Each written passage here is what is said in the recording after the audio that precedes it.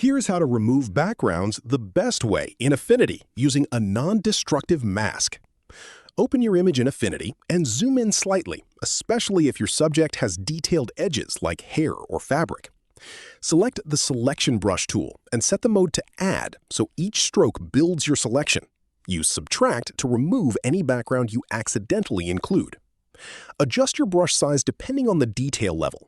Larger for broad areas, smaller for precise edges, and a slightly softer brush for blending along irregular outlines. Paint carefully around your subject's outline first, then fill in the interior, working slowly with short strokes and watching the marching ants to confirm accurate coverage. For tricky semi-transparent edges, work from the inside outward with smaller strokes, subtracting immediately if you overshoot. Once your selection is complete, click the Mask option. This applies a non-destructive layer mask, hiding the background while keeping your original pixels intact. Your subject will now appear isolated on a transparent checkerboard background. If you spot small imperfections, you can refine the mask anytime without starting over. Click Pixel at the top, then choose Pixel Selection to convert your masked subject into an active selection for precise edits.